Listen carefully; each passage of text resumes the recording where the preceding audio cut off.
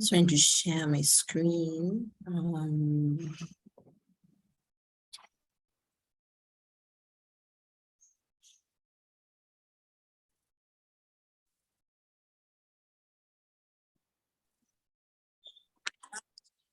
So good morning, everyone. Welcome to this session. We're actually going to review the tax policy that has been drafted by Treasury. And so this is really an important discussion to have because it does affect all the work that we're doing within the startup and SME ecosystem. And so today we're also joined by one of our members who's VIFA Consult, led by Victor Otieno, who will now take us through the policy, the drafted policy that is there already, and then also present some case studies from India and other parts of the world that really have a really robust policy structure.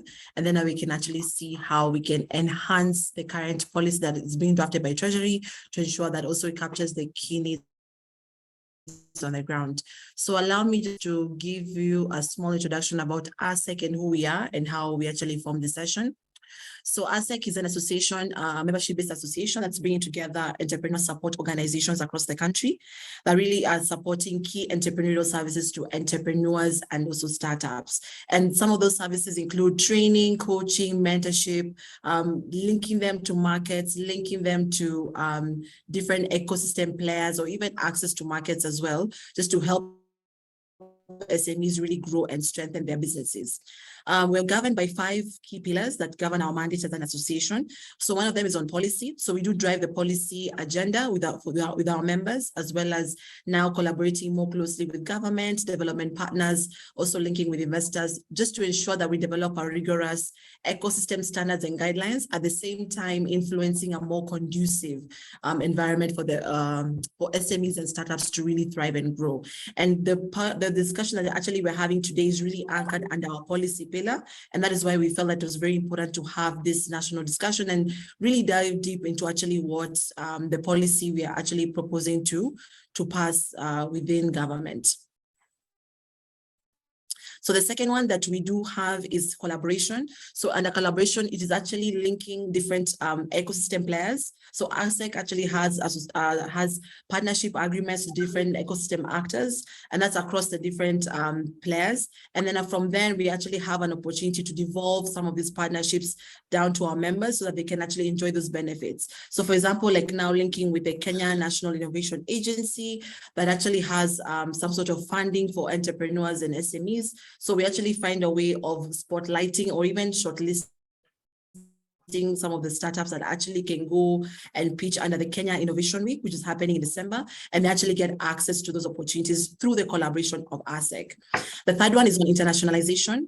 So looking at how do we promote and position the Kenyan entrepreneurial ecosystem at a Pan-African and also international level. And the idea for this actually is to just increase our discoverability across the ecosystem globally, to access financing, to access markets, at the same time also looking at technology and knowledge transfer. We also understand and appreciate that other economies are well developed and they also have the vast structures. So under the internationalization pillar, we find a way of having a fusion between the Kenyan ecosystem linking with international partners as well. And the fourth one is looking at capacity building. So we do facilitate trainings and access to mentorship and also like different partners that are knowledge partners as well, to actually be able to support our members who are now the incubators, accelerators, to ensure that they keep evolving and also keep adapting to the, because if you look at innovation, it's very fluid. So we find a way of always capacity building our members to ensure they're staying up to date with the current trends and even looking at how they can strengthen their systems and processes so that they can also support a larger number of entrepreneurs and thereby increasing the impact of their work to the different SMEs and startups across. The fifth one is looking at empowerment. So we actively scout for opportunities through collaboration and partnerships, and then now we deliver these opportunities to our members to actually implement on the ground. So the unique thing about ASEC is that we do not work directly with SMEs, but we do find this, we call them innovation projects, whether it's around agriculture, around circular economy, around manufacturing sector, and then now it's actually our members who implement those projects on the ground, because in a way of enhancing their skill set, at the same time also ensuring that they also get value added in terms of revenue. They're actually able to earn revenue through these diverse projects that we run.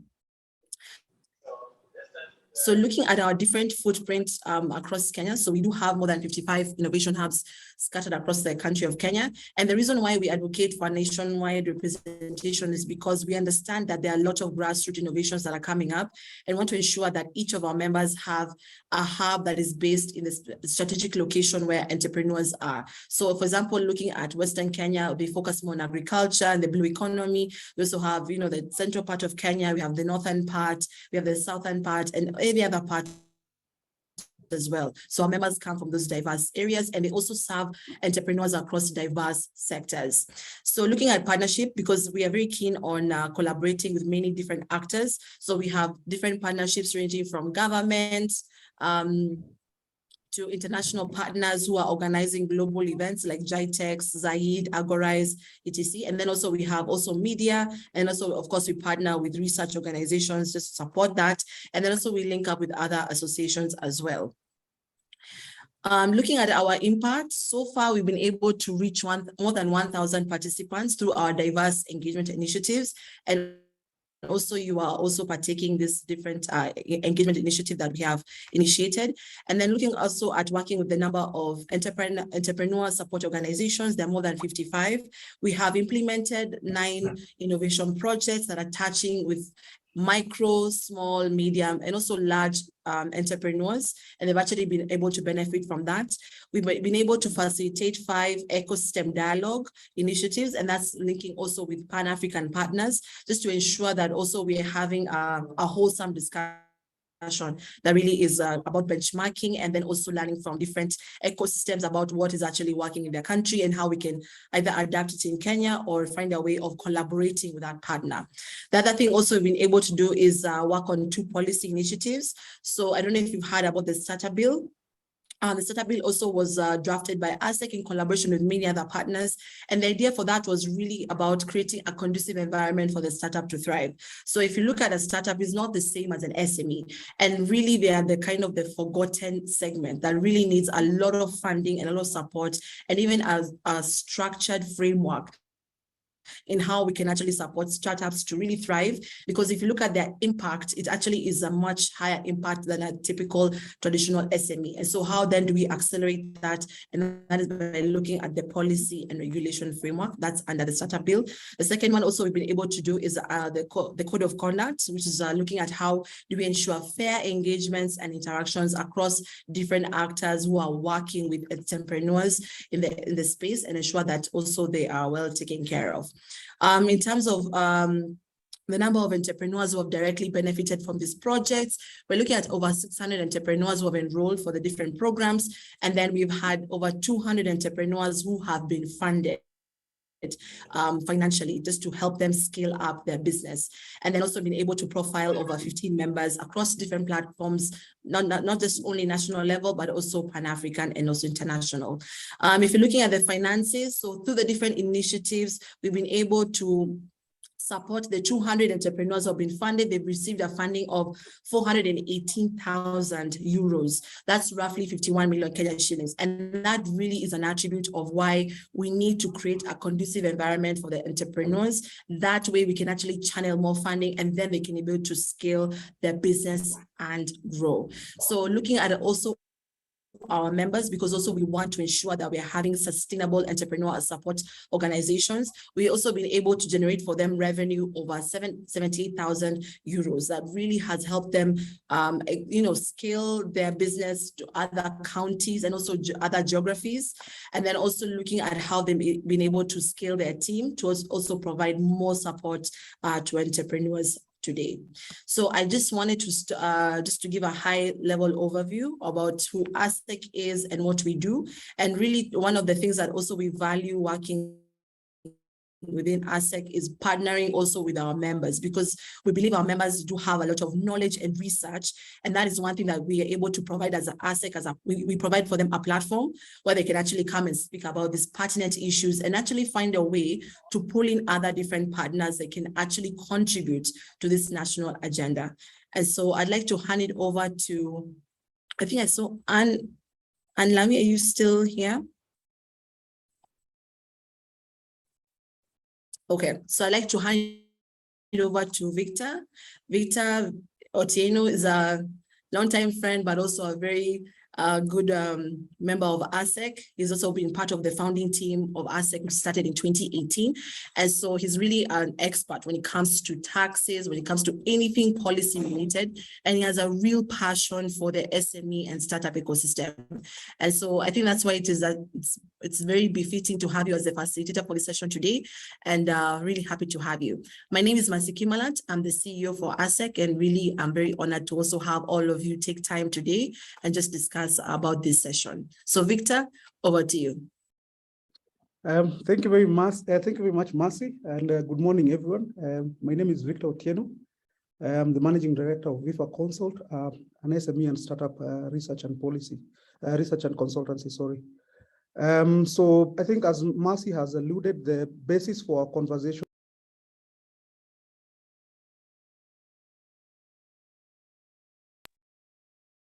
I think Mercy, you muted me. Anyway.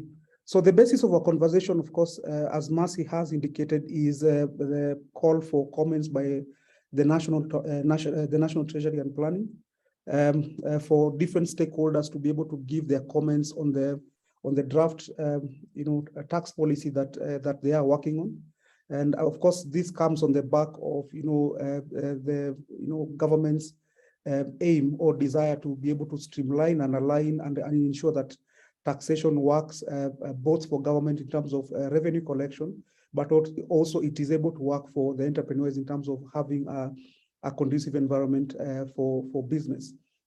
And I think if you look at it from the bigger perspective, we are looking at the whole idea, the whole agenda around ease of doing business, which I think, of course, government has been able to do quite a bit around the same generally in terms of, the business climate, looking at, I think the last milestone report was last year.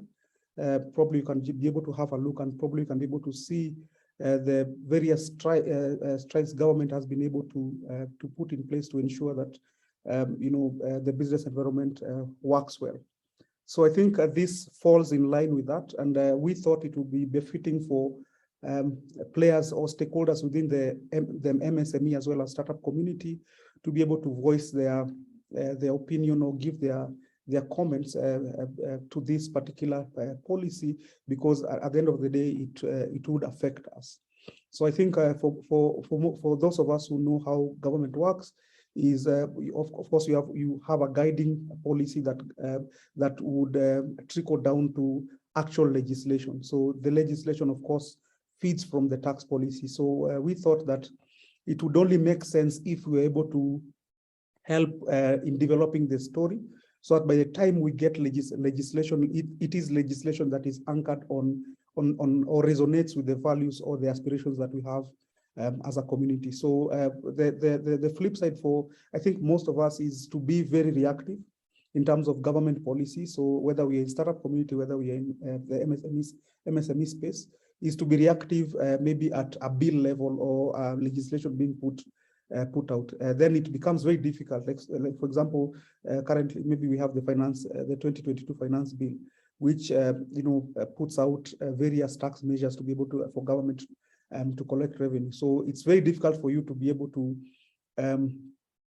advocate at that level, because it's almost going towards the tail end of that process. So having your voice heard or pushing your opinion or your comments at policy at a policy level is much easier, and probably you can be able to look at it from the long-term point of view. So this is the basis upon which we started off this conversation, and the approach that we took or we currently are taking is three.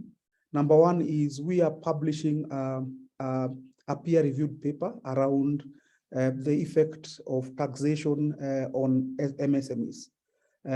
Just looking at different jurisdictions, looking at maybe at Nigeria, Brazil, and India as a comparison to see how well a tax policy is able to support the growth of businesses across board. So that process is underway. The paper is currently under review. We hope that that can be published either this week or the coming week. The second, of course, was based off that literature review, based off that study, is to be able to draft a position for MSMEs as well as startups, given that, of course, startups are currently not recognized in law, at least in their technical naming, just to be able to, give a position that would allow, that will encourage startups and MSMEs to thrive. And of course, as we do that, do a validation of sorts, put out whatever thinking that we have or whatever hypothesis that we think would work for the community. And of course, once we put that out there, then probably you can be able to give feedback and we can be able to, move together forward. Let me just share my screen, sorry.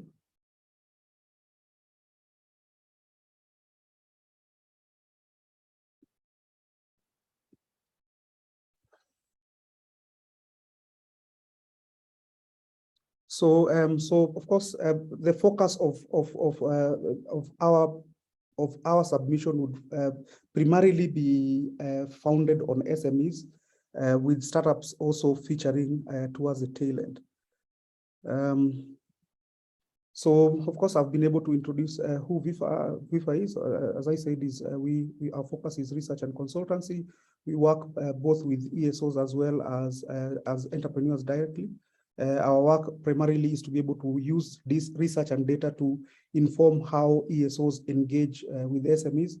Of course, as a foundation to that, we also do quite a bit of research around policy and giving alternative policy position to what government currently has or whatever they have. So in terms of background, generally, and as well as background on the tax policy, the aim of government is to be able to increase tax yield. And by tax yield, basically what that means is government needs to be able to expand its revenue base based on the activities that they are seeing in the economy.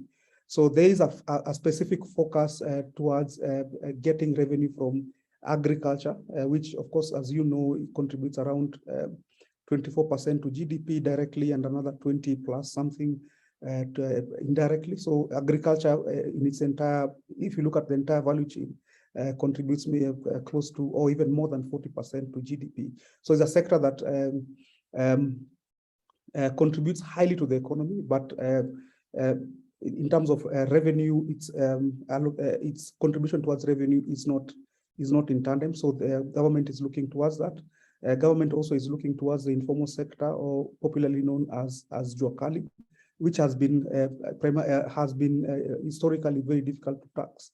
Of course, if you look at the nature of an informal business, it's outside the formal economy. And if you look at taxation, the way it's structured, it is based on a formal business. So that's the school of thought. That's the direction that we are seeing the tax policy going towards. And I think as a foundation to that, there is a subtle push towards formal operations. So trying to convert the over 79% of SMEs who are informal towards formalization. And if they're able to formalize, then probably the government through National Treasury can be able to collect more taxes. And of course, if you look at KRA records, we have around 6.1 million taxpayers against a working population of around 17 million, if you have to look at the MSME space. So there is a big gap, and I think the question is, how can we be able to sustainably address this by ensuring that we bring the informal sector towards the tax fold, But even as we do that, it can't be, we have to formalize you and tax you. So I think that language maybe probably needs to be looked at, because if you look at best practice or different case studies across the 3 jurisdictions I have indicated, is it's a balance between support and support, which of course formalization becomes a byproduct of support. Then of course the second at a second level, or the ripple effect of that is that compliance also goes up. So that probably we are also on the same page in terms of what we mean by MSMEs. The word is used interchangeably, SMEs, MSMEs combined. But if you are to strictly go with the Msme Act 2012 and focusing on micro and small, the definition is based on attributes or characteristics.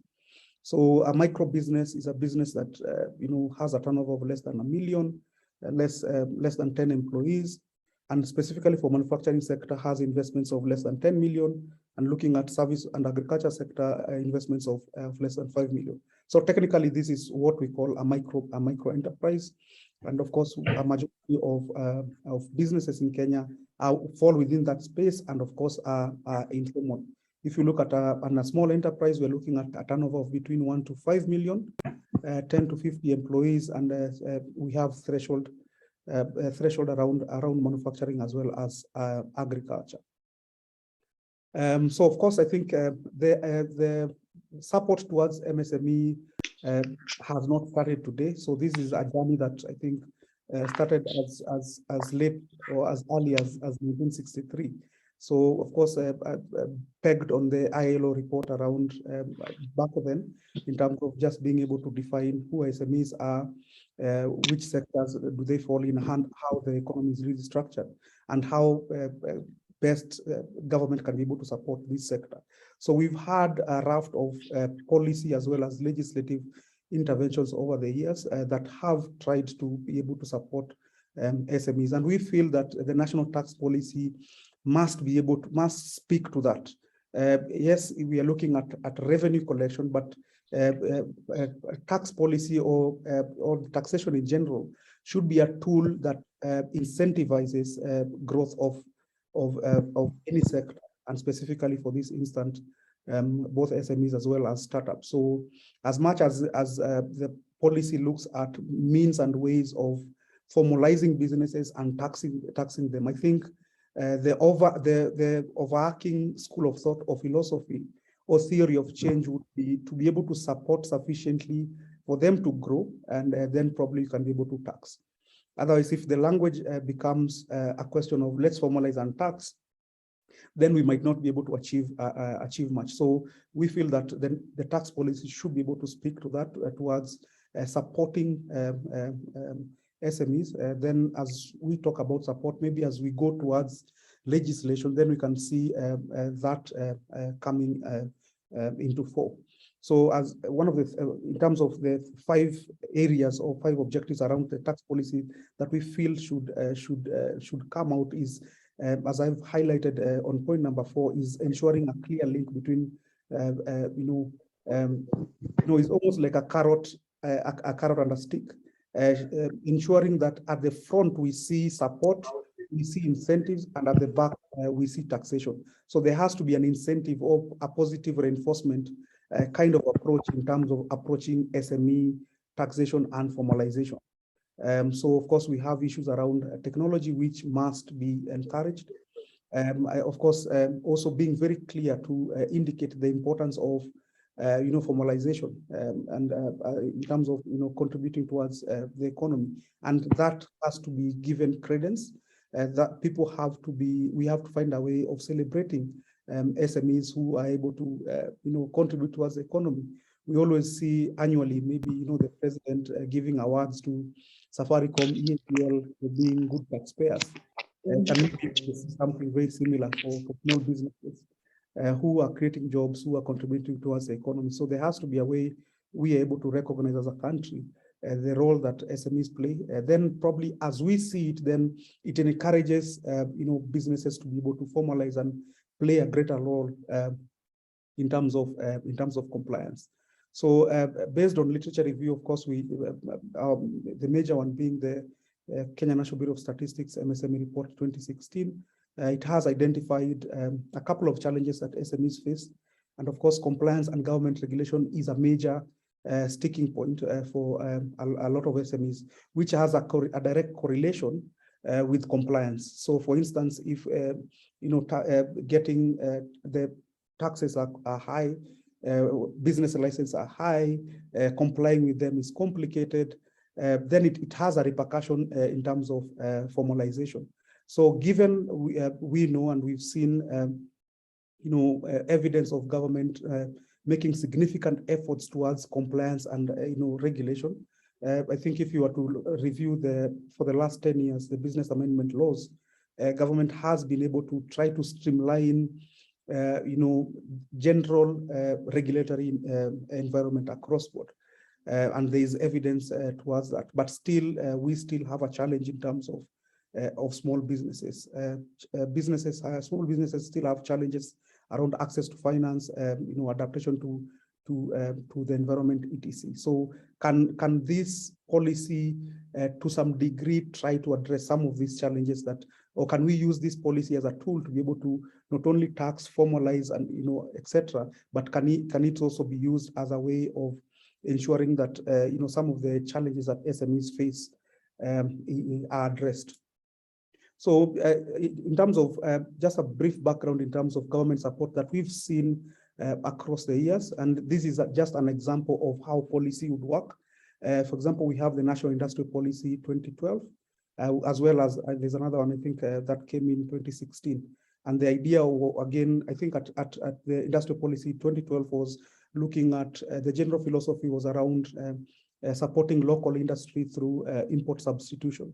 So what that means is looking at what Kenya imports in terms of its import bill and looking at products that can be produced locally. So for instance, currently, maybe for example, we import wheat. Wheat is among the top products that we import. Just as an example is how can we be able to support the local industries to be able to produce wheat, so that because by importing it means that basically we have a demand around the same. So legislations that came out of the National Industrial Policy 2012, of course, is the small enterprise bill, which is the Msme Act 2012. Again, just to be able to recognize SMEs and provide a framework for supporting through Small Enterprise Authority. We have the Public Procurement Asset Disposal Act of 2012, which of course aim to open business opportunities to small businesses. The National Construction Authority Act 2011, which limited the activities of foreign entities that would allow smaller businesses to be able to thrive. We have the Kenya National Trade Policy 2016. Again, there are different legislations that came out of that.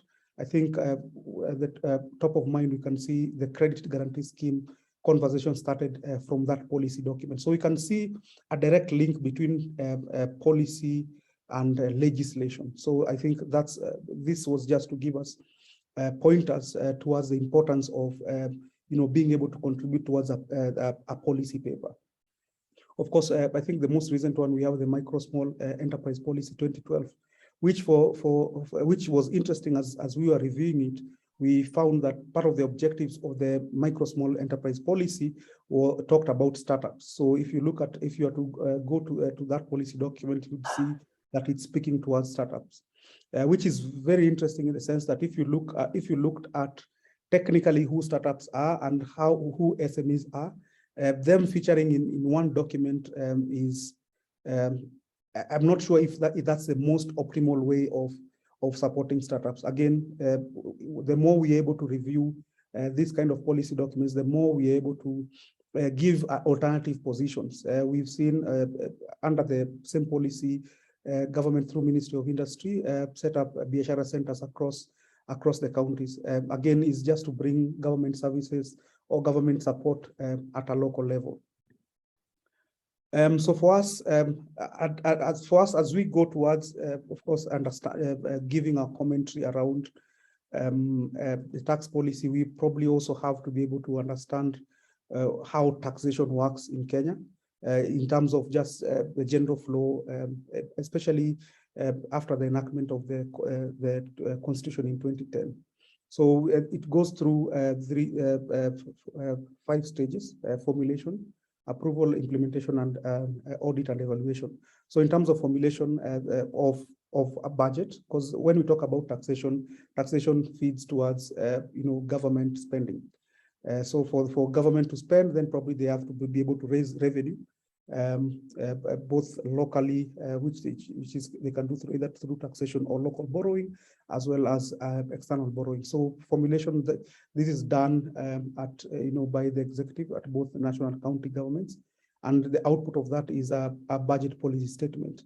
So prior to before the reading of the budget in June, I think with the exception of this year, usually the National Treasury would come up with a document called a budget policy statement, which gives guidance in terms of gives the foundation or basis upon which the national budget is done. So of course, once the budget policy statement goes through public participation, it goes through Parliament, which is able to look at it and critique, give feedback, which then would lead to the national budget being read. After being read, of course, it will be implemented or executed. And of course, we have output of that through the control of budgets, quarterly budget reports. So you can be able to see how money is being spent. Then, of course, lastly, we have audit and evaluation. Of course, we have systemic challenges around this. In terms of implementation, we see budget, for instance, a budget being read within a month, a supplementary budget has been passed, which bypasses the whole essence of going through an entire process of budgeting. So, of course, if you look at taxation, and based on literature review, we know that the taxation has a direct bearing on the performance of SMEs, performance in terms of growth, but also performance in terms of formalization. So it's a very delicate balance that government has in terms of being able to tax appropriately, ensuring that it's able to generate revenue, but as well as not being punitive to kill off or stagnate the growth of businesses. So based again on both our own studies, government studies, and other actors, we know that regulation and compliance in Kenya is not too high. Of course, the numbers is that we have 6.1 million registered taxpayers against a working population of around 17.4 million people. So it means that for us to be able to bridge the gap and move from 6.1 to close to 17, it means that we probably need to be able to find mechanisms of ensuring that we support as well as we tax. So if you have conversations with a lot of businesses, a lot of SMEs, we see that the taxation environment is not as conducive. We have your VAT, you have your corporate tax. Levying them, of course, has the jury is still out there in terms of how conducive that is. So that's the challenge that we have. We know that there is a correlation between level of taxation, how taxes are levied, and the performance of SMEs. So in terms of direction of the specific draft tax policy that National Treasury has put out, again, is the idea is fantastic. The idea is can we be able to bring predictability to taxation in Kenya? So for instance, currently we have the budgeting process that happens every year. And every year we see taxation changing. So by the time you're getting your tax, finance bill coming 2022, it's significantly different from the finance bill of the previous year. Maybe, for example, VAT for a certain product features this year, next year, it's not there. So that level of unpredictability is not good for business. So the general philosophy of having a tax policy that is reviewed every 5 years, I think is a big plus. Is a big plus for Kenya. So I think that can be able to allow both local as well as foreign investors be able to predict. Just like when you go to you rent or lease up an office space, at contracting level, you already know what your rent is and at what rate that rent is going to increase.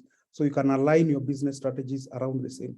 So with a situation where taxation, which is a major expense for a lot of businesses, keeps on changing annually, then it makes it very difficult for you to be able to comply. So for micro business or entrepreneurs within the lower end of the spectrum, then the idea is to just avoid that situation once and for all. So in terms of our proposal or approach, again, of course, this is based on literature that we've been able to generate over the last couple of years, as well as looking at different case studies. There are three themes that we thought that this policy should look at. Like I mentioned, as I started, is there has to be a link between taxation and ease of doing business. So you can be able to tax, but can you be able to streamline that process?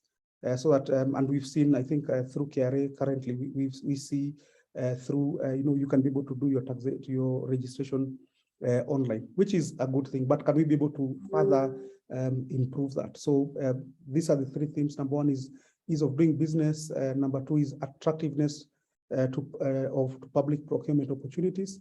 We've seen AGPO launched, but for some reason, for some technical reasons or whatever, young people, SMEs are not able to access these government opportunities. And lastly, can we be able to link the policy towards access to market and business support? Like I said, taxation is a tool, just like the way you can have interest rates that the central bank levies and uses as a way to be able to control inflation and maybe be able to just ensure that the flow of cash is optimal. So we believe that taxation can also be used as a tool to be able to support the economy, support formalization and incentivization of small businesses. So if you look at our proposal, is based on these three themes. And just as an example, if you are to look at ease of doing business, so our proposal is because small businesses are small, they don't want complication, and you don't want multiple taxes. Our proposal is to have a single replacement tax, which is almost like the turnover tax that we currently have, which is taxed at the sales that you have. The challenge again with the turnover tax, as I think we've seen, is it assumes that you are profitable, so you are taxed at gross level. So ideally is to be able to have a single tax that is able to incorporate your turnover tax or your annual tax or whatever. It can be able to include your NSSF, NHIF under one roof, so that when I pay as a small business, maybe for example is a butchery, the moment I pay this single tax, and we've seen that with rental income. So rental income, if you look at KRA currently, is charged at 10%. So they're not asking you for, where is your property, how many units, give us a lease agreement. If you go to iTax currently for rental, you just indicate the number of properties and the gross amount that you charge for tax.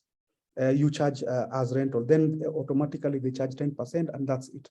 So that has really simplified, taxation for that matter. For smaller businesses, I think combining all that into one license would be a huge plus. If we're able to, for instance, combine, your national tax, business license at the county, as well as NSSF, NHIF as a single tax, then of course that brings simplicity, so that at the back end, the various departments or ministries can be able to recoup the amount.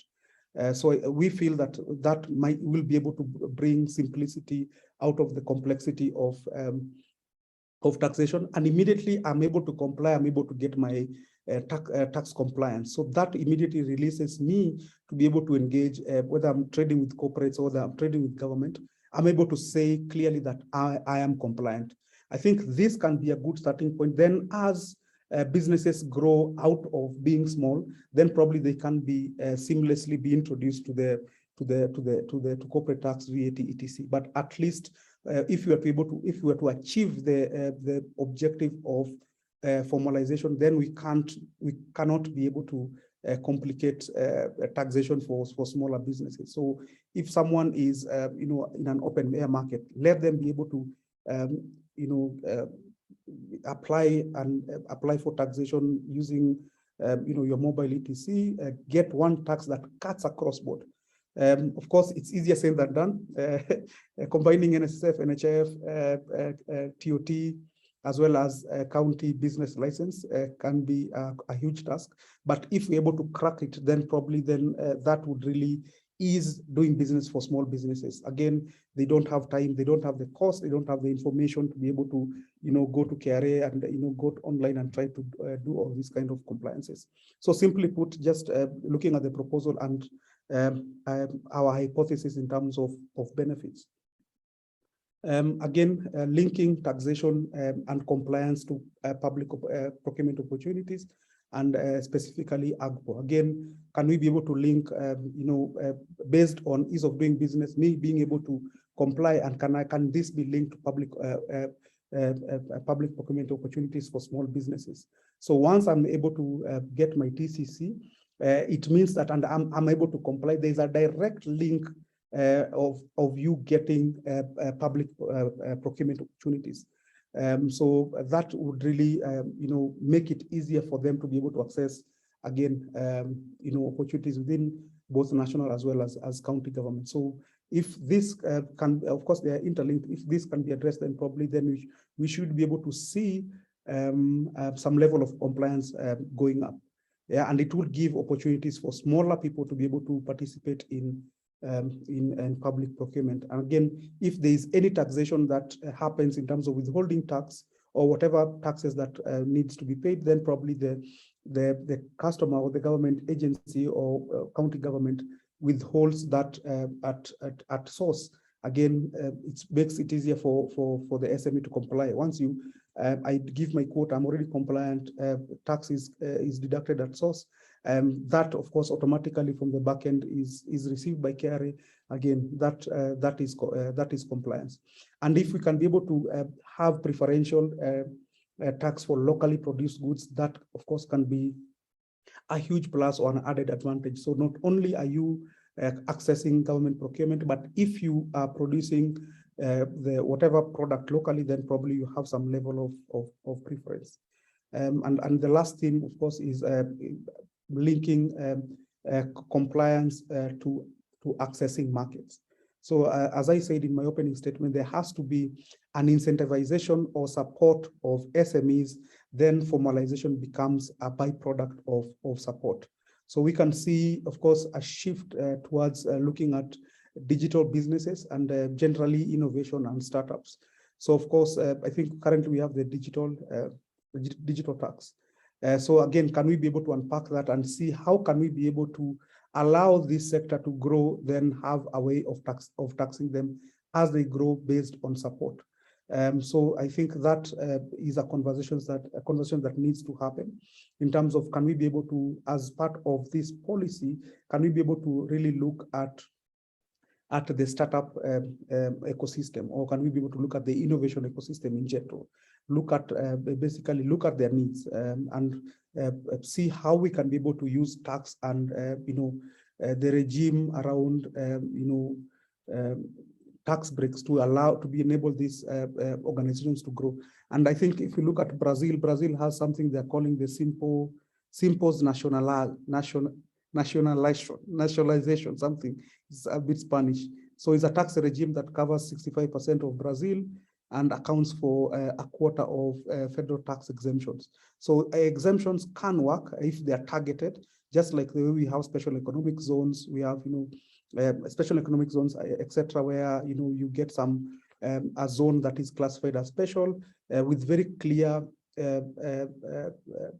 output in terms of what is expected of them, whether it's job creation, whether it's tax, etc., with clear timelines around the same. So if possibly we can be able to have a classification around the broader innovation as well as startups, I think that can be able to cover the entire spectrum rather than just looking at innovation in terms of digital businesses or online businesses only. So I think that is a bit narrow. And if there can be a link of linking the different stakeholders within the startup ecosystem to be able to support as well as ensure that startups are able to comply if they are classified within a specific economic zone. So I think there is a link between, of course, startups as well as incubation. Of course, in Kenya and in Africa, that role of the incubator is not as pronounced. But I think, again, taxation can be used as a way of ensuring that that happens. So I think in conclusion, we agree, like I said, that national tax policy brings predictability, but there has to be a deep thinking or a thinking through in terms of how can we be able to use taxation as a tool to ensure that, as an incentive for growth. And then probably we can be able to have a gradual, taxation of small businesses. So that probably we can be able to plug in the gap of the close to 10 million businesses that are currently outside the fold of the Revenue Authority. I think also the philosophy around the Revenue Authority still has to change. I think just renaming the KRA from authority to whatever has to go skin deep.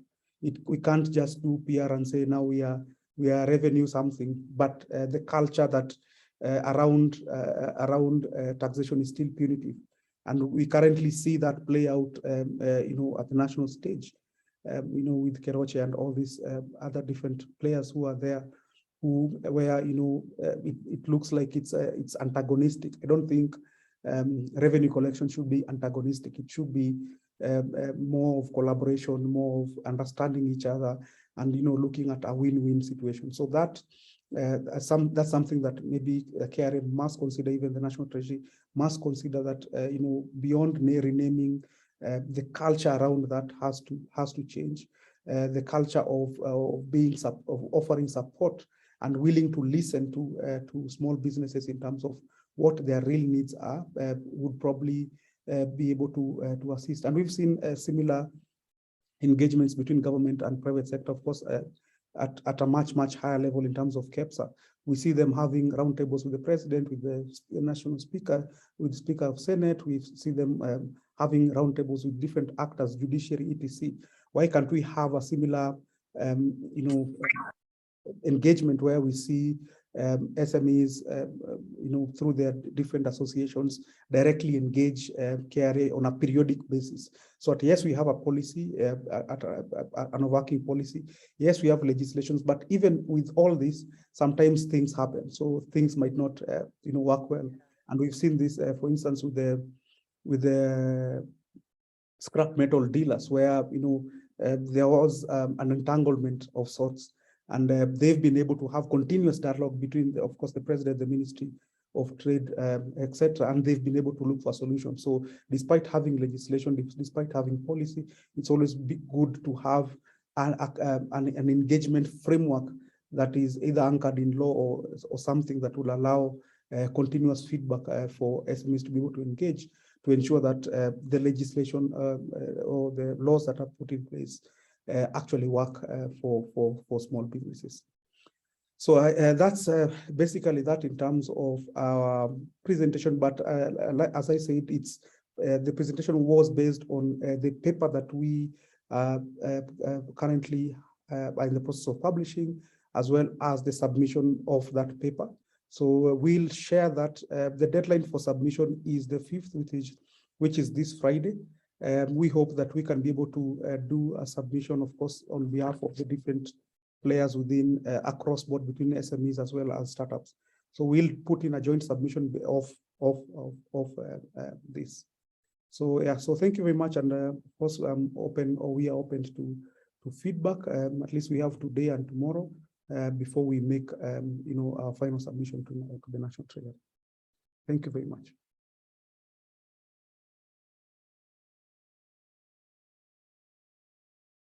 I hand it over to Mercy. I don't know, Mercy, probably can just moderate in case there are any questions or comments. Yeah, no, thank you so much, Victor. I think that those are very good inputs that you've actually just shared. And I think it was just more on having a discussion session, really.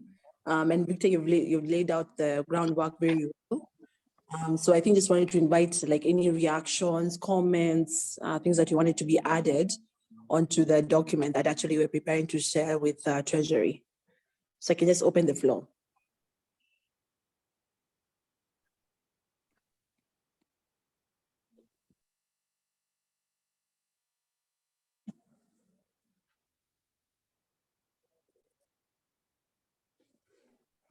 I can see Maurice. Maurice, I'm sure you have something to say. And I know one thing, when people hear on policy, they always think it's something very sticky and hard to really understand, but it's definitely something that, you know, we all need to participate and actually find a way of understanding. And I think Victor's found a way of explaining it to quote unquote the common mwananchi. So it's just now more on gathering feedback on this one and then sharing.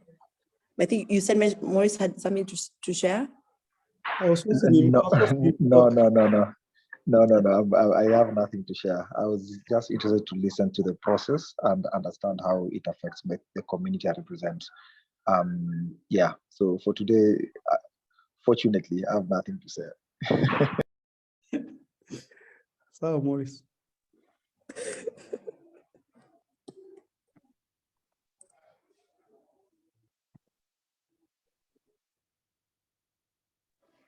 Victor, maybe I could make a comment. Yeah, carry forward. I hope I don't have too much background noise. I'll try to be audible. I can hear you, or we can hear you. Okay, good. Okay. First of all, I'd just like to thank you for hosting this session. When I saw it coming up, I purposed to attend because for me, I think these are the conversations we need to have as private sector. To be able to forward clear proposals to government as and when we want policy reviewed. So just to say that this is something that we highly appreciate. On different engagements, and from now I'm speaking from the government side, when we make proposals to different agencies in government, we are asked for backup from, the views of the private sector. And so what you're doing now is quite important because once you make those submissions, those are the submissions we follow to facilitate enabling environment for businesses. The conversation of tax, of course, has been a conversation we have been pursuing and it has been part of our national focus on national reforms. But, I'll tell you what KRA has said on various occasions that, when they receive submissions, they would like to understand this sector very well to be able to make a decision, and that's fair enough. And so the background work you're doing is good and should really then give a brief on the kind of constituents that you're talking about. When we make a proposal for tax regime, appropriate tax regime, I like your proposals on how it can be done, but on your last point, as you discussed markets with regards to how you then give, the tax breaks, I think it's important to give a projection of what are the numbers of businesses we are talking about that would qualify? What are the examples? Are you talking about a 5-year tax break and you see a business growing to this level and then facilitate, taxation going forward? What are the numbers you're talking about? What we've been asked several years, policy briefs should include projections on what we expect this to be in the coming years. And I think it's an easier conversation to have with KRA when we say, if you onboard 5 million SMEs right now, give them a tax break for 3 to 5 years. In 5 years, you'll have 5 million plus paying a tax of, a blanket tax of so much. So this is guaranteed revenue with regards to tax on your part, and at the same time, you're facilitating businesses to thrive and pass their 5-year mark. So that kind of narrative, I think, would be very clear for them. All your proposals are very valid and would back up this proposal. But yeah, on the tax, on the appropriate tax regime, let's talk about how we can, what the numbers and the projections would be like, so that we don't focus too much on the now, but on the future and the sustainability of revenue collection as well as the sustainability of the businesses. But I concur with all the proposals you have shared, and maybe with regard to how you then qualify who are eligible as startups, and this, I'm speaking to the proposal that you made, that let's not look at just digital businesses, but look at startups as a whole. I think therein make a link between the proposed, tax startup bill and its implications on your proposals with regard to the tax policy, so that at least we can begin linking policy and making it more coherent with these businesses. I think that's all I have to share now, but well done. Keep the conversation, and I'm happy that you're submitting a policy brief, which would be a basis even for us following up on what private sector says with regard to appropriate taxation.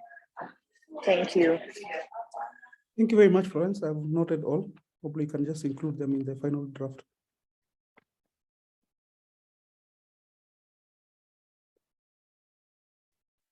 Frederick, I can see you raised your hand. Hi, everyone. Victor, thank you for that powerful presentation. I think the input that you've already placed there captures, is a reflection of what the SMEs are looking at. Just to comment on the taxation, when to effect taxation on the SMEs, say maybe after attaining certain milestones past maybe 3 to 5 years. The other element would be around how do we incentivize SMEs to come forward for tax declaration, because again, we need to look at how do the government benefit and how do the SMEs benefit. So if we would, in a way, incorporate tax declaration incentives, that one would support the businesses to grow, but at the same time enable, demystify, because I've interacted with a number of SMEs, there's an element of fear of paying tax, or if they formalize certain components of their businesses, then the government would come for them. So it is necessary maybe to incentivize such SMEs, that one, taxation is not punitive, but that again, if you declare your taxation, then there's some benefits that comes with it. So I don't know how we can carve that into the proposal, but yes, it's something that maybe we can think through. Yeah. Thank you. Thank you very much, Frederick.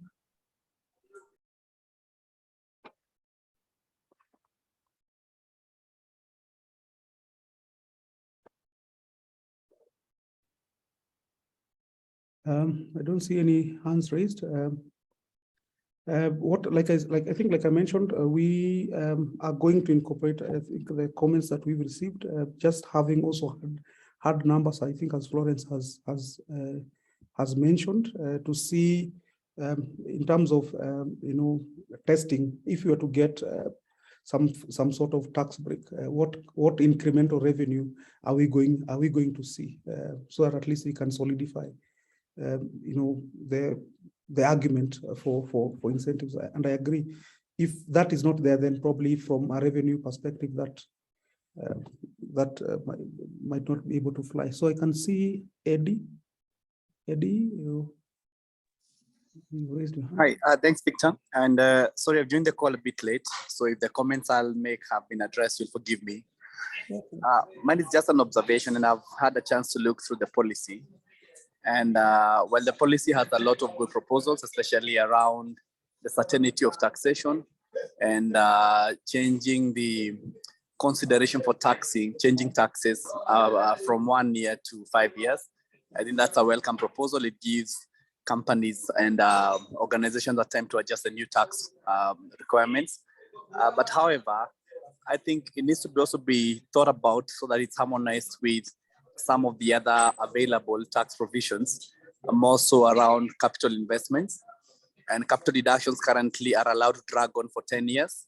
So then if we say we are going to change laws within 5 years, many times some of these laws might impact already carried forward taxes. And as such, it should be considered that if we speak of changing tax laws, then there should be a limitation as to how the changes suggested apply. We had a chance of litigating against KRA on the minimum tax concerns, and you'd find that how policy affects already given rights to taxpayers by taking them away after a period of time, without necessarily looking at how it impacts the operation of the business, and of course overall for SMEs, how that can affect in the investments made by the SMEs. I've also seen that there's a proposal on international instruments and treaties. Well, I expected a bit much more on that, because currently the biggest tax challenge in developing countries are challenges relating to taxation of the digital economy and the interplay of multinational enterprises and the investments in Kenya. First, I feel that if you don't address the question of the digital service tax at length, there are a lot of businesses right now in the SME space who are affected by this tax, with the exception given under the regulations. But then there's need for you to clearly identify how will you collect these taxes, how are you going to protect the budding economy in digital service. At the same time, when we speak of base erosion and profit shifting, which I've seen is one of the things that has been lifted, I was expecting to see a bit much more in terms of how we're going to work around collaboration with other countries, especially in Africa. And you remember that Kenya is a member of the Africa Tax Framework, but there has been no indication to what extent are we participating, so that when we speak of tax in the digital economy, there's a harmonized approach across Africa to avoid instances whereas we have a company set up in Kenya, many of these companies also have branches and subsidiaries in other countries. And of course, even attracting investments becomes hard, because if each country has its own policy, then it's very hard for you to attract the kind of investment you're looking for. I think by and large, the document itself has very good proposals, but then even in the implementation matrix, so that we're expected to see like clear action plans and what level of engagement will there be in terms of implementing them. Otherwise, I feel the document is good, but we might be unable to hold Treasury accountable in terms of implementing it, because a lot is left without specifics, which in my view will be difficult for us to even understand whether we've been able to realize this or not. And also for the stakeholders and the county governments, well, some of the expectations are too generic, like comply with the tax policy, comply with tax laws. I mean, that's not new. It's something that is expected by the law. So they've expected a bit much more in terms of guiding how the counties, for example, should implement tax frameworks within the local government authority. And that would have helped us know, if you want to set up a business at the local government level, what are the advantages of setting it up there rather than setting it up in the national level of tax, the tax framework. I think those are my observations. And I say again, apologies if any of those have been addressed. I joined the call a bit late. Thank you. No worries, Eddie. Those are powerful remarks. Actually, the issue around what stuck for me was the issue around collaboration with Africa, and especially with the tangent of digital tax. I think that's something that I think that has stood out for me. Thank you very much.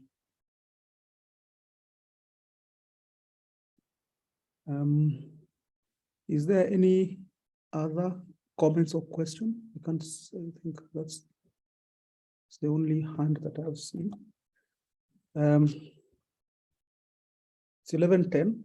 Also, not to, unless, of course, there is someone who has any additional comments. From my end, I think it's just to incorporate the comments that we've been able to receive either by today or close of business tomorrow. I think what we'll do is we'll do a joint submission across all the different ESOs. So apologies for maybe if your logo doesn't appear currently. I think we were just, due to time, I think we just incorporated the ESOs, the associations that we had top of mind. If you feel there is an association that is represented, that is representing either startups or SMEs, of course, we are open to just including you as part of the submission and part of the validation process that we had to go through. So you can, I can share maybe my email. Probably you can just be able to shoot an email in terms of your association. Then probably you can be able to incorporate that. I think for me that's it. I will hand it over back to Msme, the MC, to wrap it up. Thank you very much. I didn't know policy discussions have an MC, but anyway, okay. But thank you so much, Victor. And I think what we'll do is Joanne will send out the feedback form. And then also, I think also, Victor, will you be able to share your presentation? Because I think, yeah, we can definitely share the presentation, and we'll also have a feedback form where you can take time to review, watch again the recording if you want to. I know there were other people that also wanted to be on the call, but they're not able to because of course of time. But we can definitely keep it the window of feedback up to tomorrow close of business. So just in case something else comes up, please write to us. The feedback form will be shared by Joanne because all of you have registered for the session, and then you can actually submit it to us. I think it's a good initiative when we all take interest in what actually is being drafted, because policy really is a long-term game, long-term. It's a journey that really just begins with one step. And so having these discussions and then documenting them and then continuously adding to the existing policies and keep reviewing them, I think it's a really good initiative, because at the end of the day, like what Moise I think had mentioned earlier, he's here to represent his community of entrepreneurs. So all of us are representing, whether it's your organization, whether it's your community of entrepreneurs, whether it's other ESOs as well, just like ASEC. So we all have a role to play, and we have to make sure that every voice is counted in this. So we want to say thank you so much for taking your time, and have a lovely day.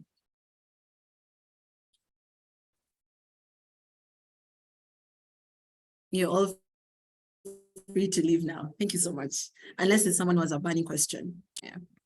But thank you so much, everyone.